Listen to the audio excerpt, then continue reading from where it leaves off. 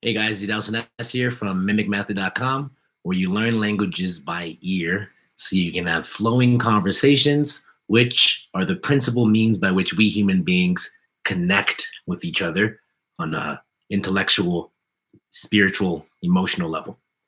All right, pretty deep introduction there, right? I want to repeat those three concepts: human connection through flowing conversation, a skill you learn by ear. And the focus of this live video here is the relationship between literacy and fluency, or rather, the question is your literacy sabotaging your fluency? Now, this can be a controversial thing to speak about, and I think the reason for that is because we all know just how important literacy is to our functioning modern society, and we also know that lots of people are not literate, and that's a problem for those people specifically. So when someone comes along and says anything bad about reading and literacy, it can be a controversial issue.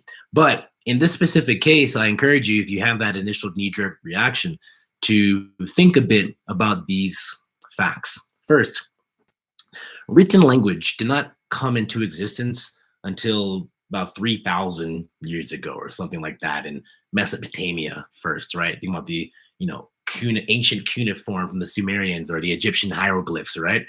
That's the first examples of human beings communicating through written symbology. And now, I mean, we're fish in the water of written symbols, right? Look on your screen right now if you're watching me. I guess if you're on a computer, not a smartphone, but there's letters and words everywhere, right? And street signs, to learn anything like information, the law, it's all written in words. So don't get me wrong, written language is foundational to society, but there's something even more foundational to society, and that's spoken language. And guess how long we've been doing that? Well, no one really knows the precise answer to that because it kind of emerges probably around the same time that our species emerges as a distinct entity with a different way of just cognition and consciousness and awareness. Who knows? But at least it's been 100,000 years at least that we've been doing this thing that you and I are doing right now, which is smacking our tongues and lips together to create meaningful sound effects. Now, why am I bringing up this difference between 100,000 years and 3,000 years? Or why am I going to bring up another even more important point? Even though writing is thousands of years old, it wasn't until the past few decades, in the mid 20th century, that a majority of people could even read and write in the first place. For the majority of history, 99% of people could not read. So it wasn't even as if it was only the elite class who was able to do this, right? So it wasn't even as if it was a foundational part to most of our ancestors' lives, even as far back as early as our grandparents. So all that in perspective, the point I'm trying to make here is that your goal as a language learner, whether you're trying to learn Spanish or French or German, most people, when they say, I want to learn Spanish, intellectually, what they're thinking is, oh, I want to learn the rules of Spanish writing and Spanish conversation. And, there's the reading and the writing and the speaking and understanding. And when people mention those four things, they kind of make them as if they're all equal, but they're not all equal in an objective sense that spoken conversation is way more important to us as a society than written conversation. But also in your specific goal, why do you want to learn Spanish? Dig deeper into that desire, and you'll find it's probably not because you're really excited about writing an essay in Spanish. It's probably not because you want to be able to, read the newspaper and the sports section in Chinese, right? Those would be cool abilities to have, but they're not what's going to kind of push you up the mountain in the struggle of learning for most people. Really, what people want to do is what? Connect with human beings across the cultural divide through what? Flowing conversation, spoken, oral communication. That's what it's all about. So the question now becomes, when do we introduce this completely separate thing of literacy? Does it help us? Because now we can kind of use our eyes as crutches, so to speak, and kind of use them as tools to get new words into our head. Or does it sabotage us? Is it counterproductive? And in my experience of somebody who's learned 6 foreign languages as an adult and has helped tens of thousands of other adults learn 10 languages, and listening to countless tens of thousands of hours maybe of recordings of people from around the world trying to pronounce and speak and articulate themselves and express in foreign languages, I've come to realize just how destructive an effect premature literacy has on the language learner's brain. And here's how it works. I'll give you a specific example. In French, the word for 7 is cept. Now, in our course, you learn the elemental sounds of French, 3 of which are cept. And as it turns out, cept also exist within the set of English elemental sounds or phonemes, which means that if you're an English speaker and you're learning French, when you get to the word cept, then it should not be difficult for you to say that because you already know those sounds. You already know those physical movements of the mouth. But nevertheless, it's a very commonly mispronounced word. Why? Well, people often say cept. And you're like, well, that's kind of funny. Why would they say cept? Why would they say cept if it's actually set? Well, the reason for it is because in the French orthographical system or the French writing system, it's S-E-P-T. The P is silent, as they say, except it's not silent in the mind of somebody who spent their entire life training in their brain a very tight association between the symbol of P, vertical line with a little kind of curve on the side of it, the symbol of P to the movement of your bilabial plosive stop, your two lips coming together, building up air and going, and the sound I just made. And that triple connection of sound, movement, symbol, that three-way connection is strong. You've reinforced it every single time you've seen the letter P, and in your mind you're like, porcupine, pepple, pickle, Peter Piper picked a pickle pepper, right? All that, right? Then all of a sudden it shows up in this new language, in this new word, like, oh, cept. And then someone comes and tells you, oh, no. The P in French is silent. You're like, ah, okay. Who cares what he told you? Because that's not how your brain works. Those little memories and intellectual things, they don't actually show up in the real deal as much. So now when you're speaking and you're not paying attention, you're like, yeah, je veux accept. Like, oh, there it is. So you might be thinking to yourself, oh, well, maybe you're being a bit too exaggerated here. It's just one word after all. Surely all the other words aren't the same way. Well, the problem is that this is something that shows up a lot in many words, specifically in languages like French and German, where they cross the wires a lot in terms of our system of associating sound to symbol and their system of doing it. Lots of confusion ensues. However, when I learned French, when I learned German, when I learned them, I kept myself illiterate on purpose. Why? Because I didn't have to want to waste my time trying to unlearn and untangle all these webs of symbols. I just removed it entirely and I stuck to what we're doing right now. Sound and movement, sound and movement. All I need to know is what's the sound? How can I hear it? How's this sound different from that one? Okay, how do I move my mouth to create it? Okay, once I figure that out, finally, what does this mean?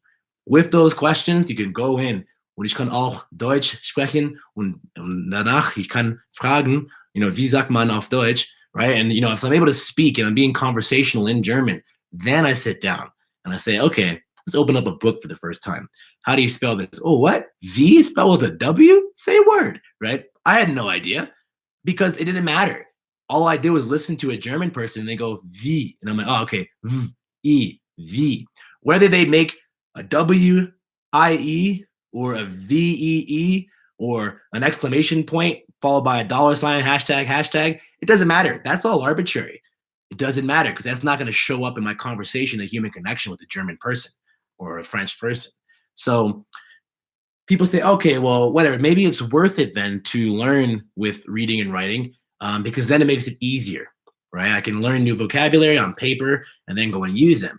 To the question I asked this, how many of you have been studying a language for a while, even maybe to the point where you're able to read a basic message or even maybe a complex message, you read an essay, you read something advanced. Yet, when you're in a conversation and someone's speaking to you in really fast Spanish, right? And you're like, whoa, or super fast, right? Right? And you're like, whoa, what's going on here, right? And then you say, wait. Qu'est-ce que tu as dit? What did you say? What does that mean? And then they say it for you slow. You're like, oh, what happened? And then they write it down for you. And you're like, oh, yeah, I know that. I know those words. Well, you don't know the words if you can't use the words in conversation.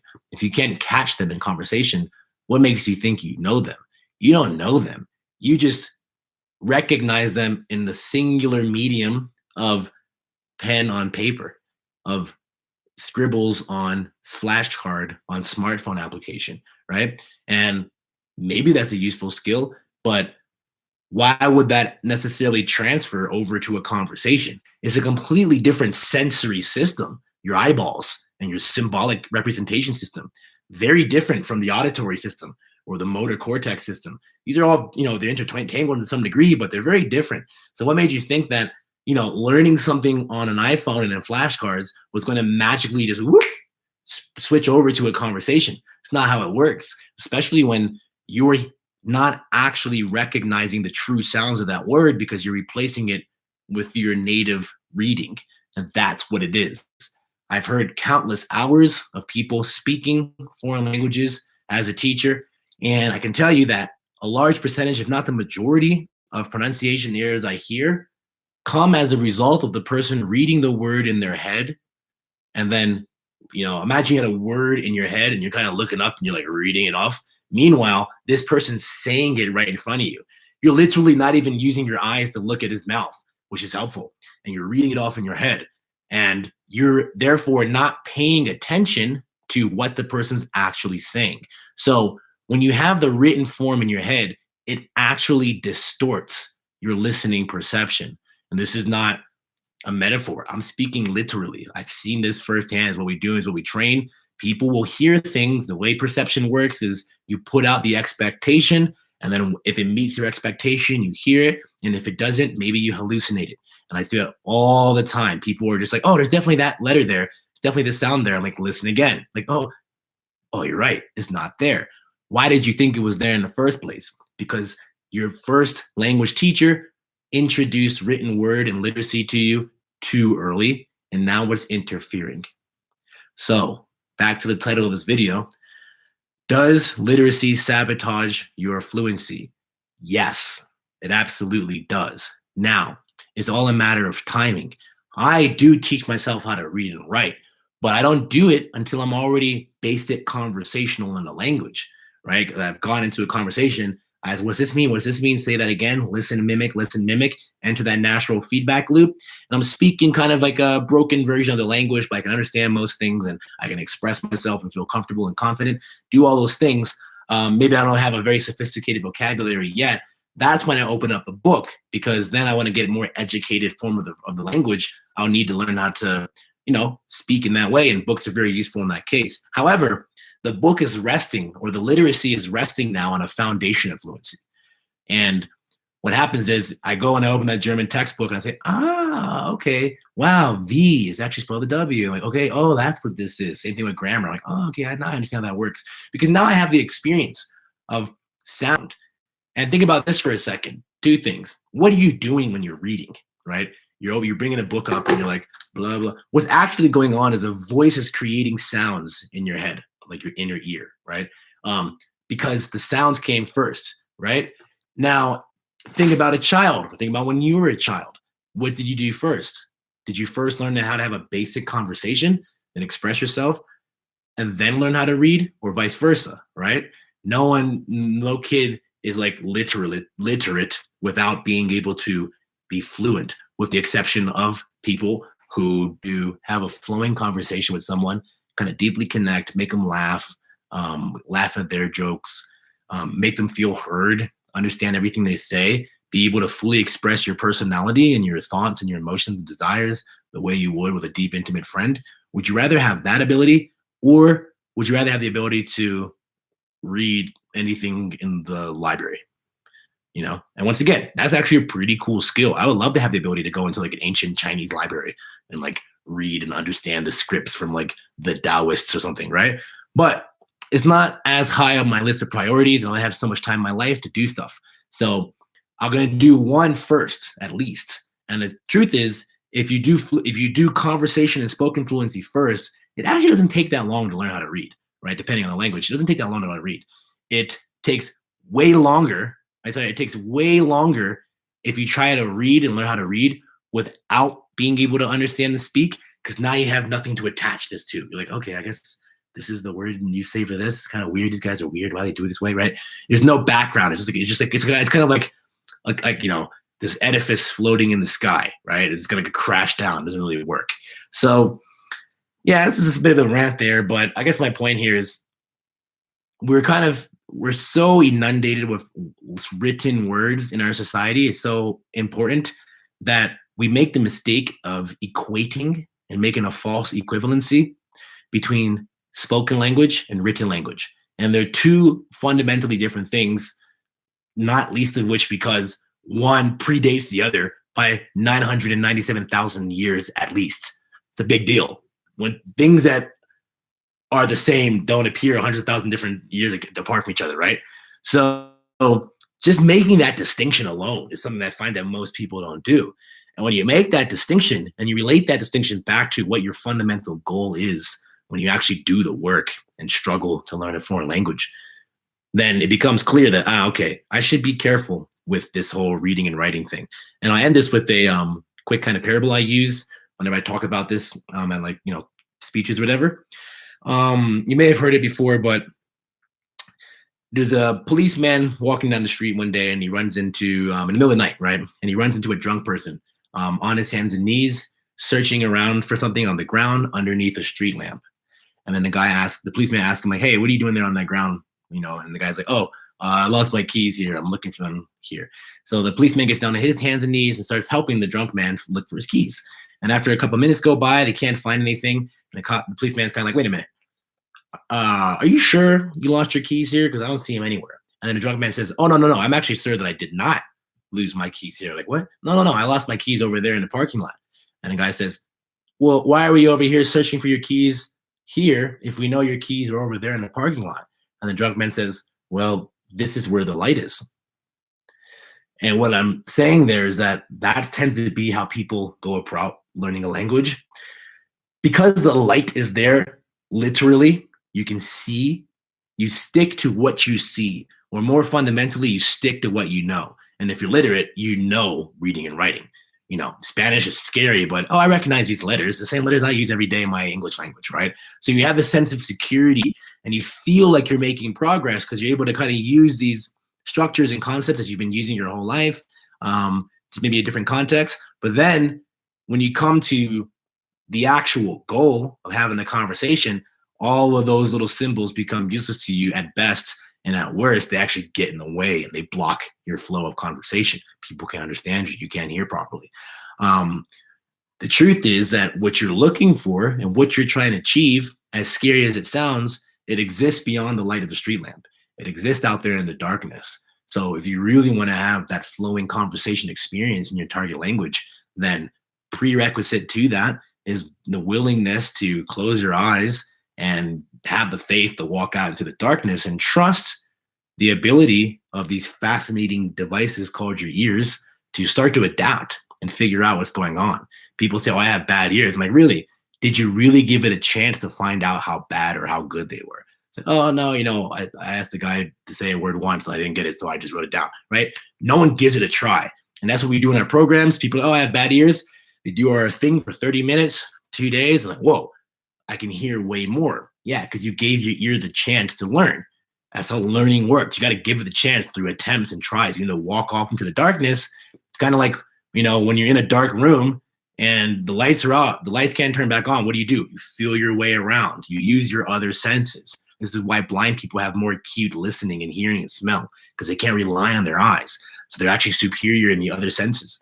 So you want to become better in your senses, close your eyes, right? You want to be able to hear and listen and use the main tool that you're using right now to understand me. If you're a native English speaker, is there subtitles running in your mind right now while I'm speaking to you? Or are you just letting the sounds flow in and the meaning emerge within you?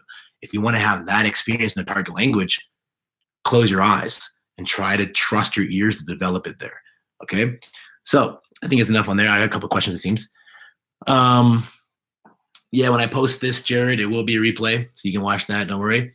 Um, for some languages, I only care about reading and listening because I have no real intention to speak that language. Interesting. I would push on that. And if I asked you, for example, if if I promised you that learning how to speak was as easy as like, you know, swallowing this pill and you had the skill, would you take it? And my assumption is you would. And really, the reason why you don't have intention to speak is because your perception of how difficult it will be, and both maybe on a physical, just pure challenge point of view, as well as kind of an emotional challenge, being out there and putting yourself out there and sounding stupid in front of people.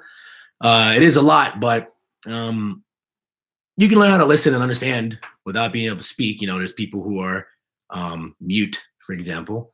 However, there is a feedback loop in between the two. So through speaking, you engage the listening and vice versa. They don't exist completely separately. Secondly,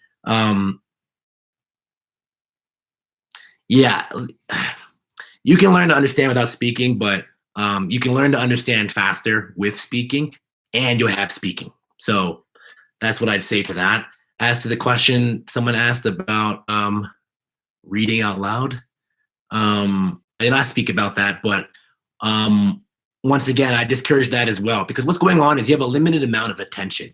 What learning is fundamentally is your conscious mind focusing all of its limited attentional resources on a specific element of the world, a specific movement, a specific context, and then training the unconscious brain to recognize it through repetition. And then through that process, you do like, right, 1,000 times the conscious brain, and now I can just kind of unconsciously do the thing, right? Or juggling or riding a bike. That's that process going from a conscious focus and attention to the unconscious. You only have to think about it. That's what learning is fundamentally. So when it comes to reading aloud, whenever you have the written symbols and the written words in front of you, you are now diverting attentional resources to something other than listening and speaking.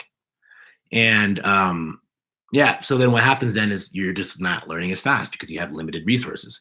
And when you're reading out loud, you're now introducing a whole new complex system that will interfere, because now you're reading things the way you would in English, blah, blah, blah, blah, blah. A better way to do it is just to close the book, close your eyes. In fact, studies show if you actually close your eyes, you will literally learn better because you're using less of your brain to process visual information, right? You look at people who do like memory championships, and they'll literally wear periphery blockers while they try to memorize a deck of cards, because the peripheral vision is bringing in extra information that your brain has to do something with, and it's draining resources, and you want to focus it all on memorizing that deck of cards. So it really isn't just like a matter of preference. Like, we're talking about neurological phenomenon here, and if you're let's put it this way, the only reason people use the written word is because they feel safe with it. It's because they feel certain, they feel that feeling of certainty, like, oh, I can do this. But once again, when you do our programs and you learn how to be comfortable with sound and how to think more precisely in sound, then you don't need that. When someone comes to me and they're kind of like, some kind of weird language I never heard before, and they're kind of like, equivalency. And I'm like, oh, equivalency, right? Like if you learn how to do dancing and someone makes a dance step, I don't need him to write down this dance step. I just kind of look at it and mimic it, right? It's the same thing. You want to have that ability just to perceive the information in the natural context and then reproduce it with your own body. That's all learning is. So yeah, though it might feel comfortable and you might feel like less nervous, ultimately it's a crutch. And if you want to run, you have to throw away the crutches and hobble a bit before you can get a smooth stride. All right. Do you think it's possible to reach C1 speaking while completely avoiding any written text?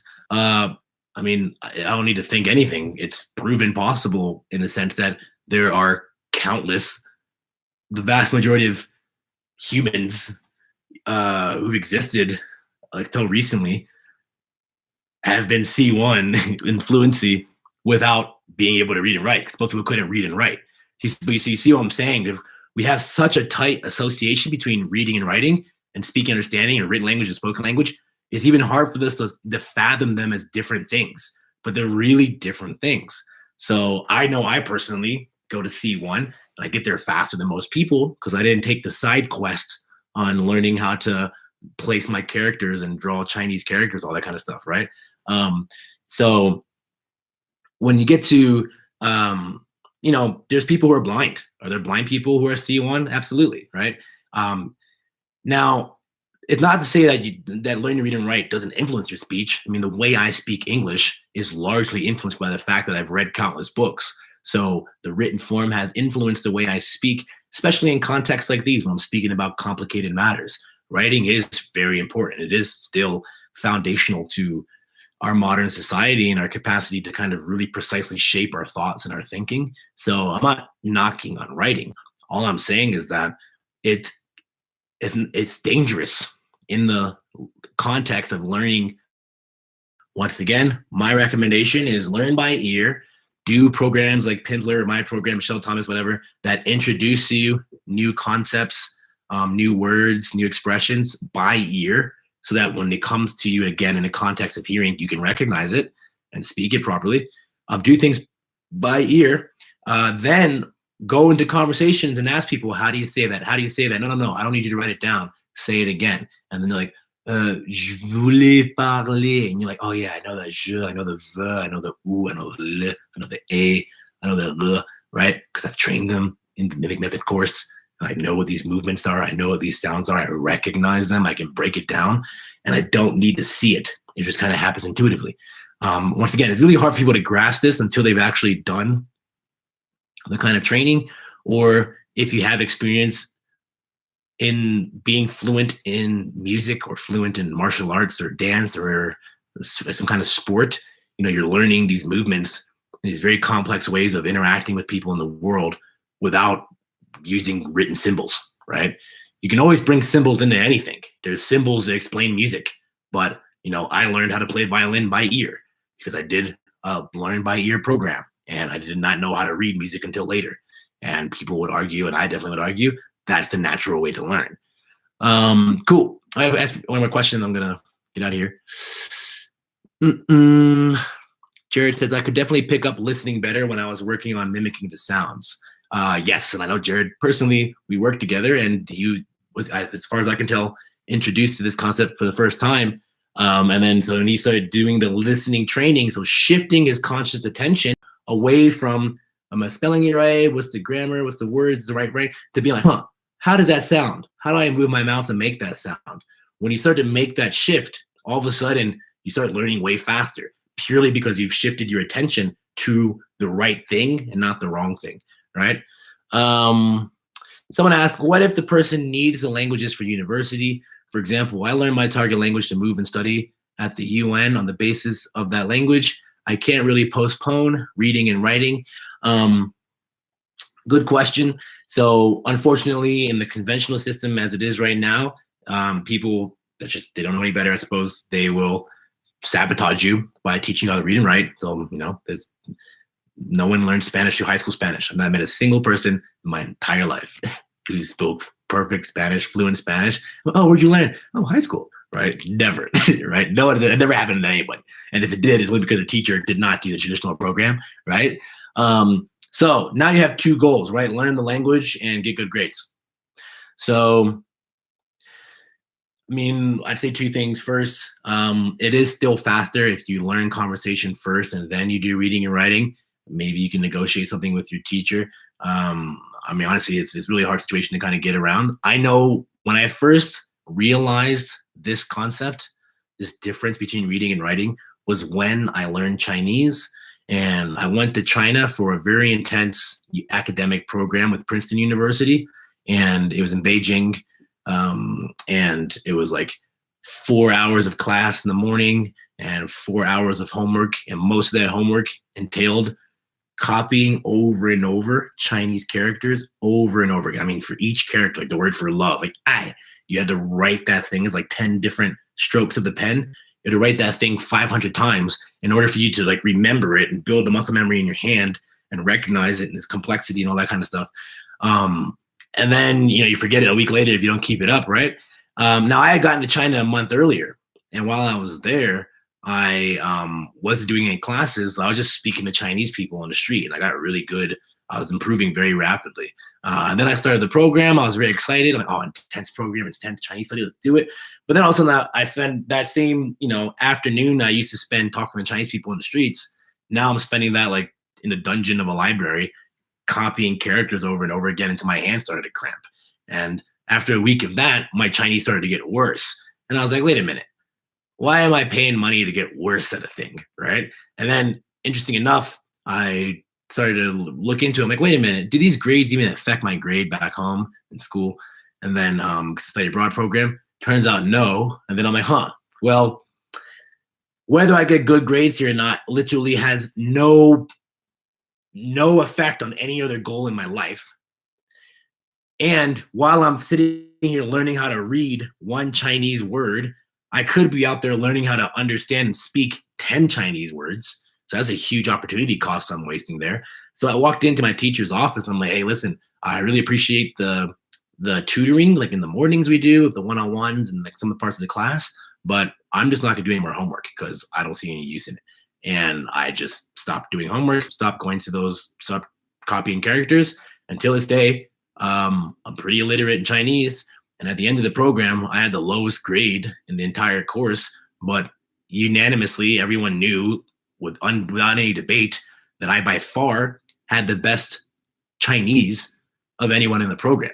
I could speak and crack jokes with all the teachers, and everyone else was still struggling with their A's and A pluses because their eyes were stuck to the paper and they didn't actually know how to hear the Chinese tones and communicate and get the nuance of how they express themselves, all that kind of stuff, because their attention was in the wrong place. So yeah, I mean, the simple truth of the matter is that, at least as it is right now, or at least how you're presenting it, the goal of getting good grades on your teacher's exam is in counter aims with your goal to really communicate and connect with people in the language through conversation. However, I find everything in life is more negotiable than we think it is initially. So, if you go to your teacher and you're like, listen, I got my own way of learning that's actually proven effective. As you can see, I'm speaking better than anyone else. And I find that if I keep doing all these other things we're doing, it's going to interfere. Maybe there's something else I can do to kind of make sure I'm getting the work and doing the things and helping you out here and there. But please let me, get a good grade here and show you that I'm actually learning Spanish, but, in a way that's not going to sabotage me. Por favor. Try that out. That's all I can tell you for that. One more question. Patrick Bang is asking, do you use a phrase book at all to get some basic phrases, like how to say, what's that? No, I don't.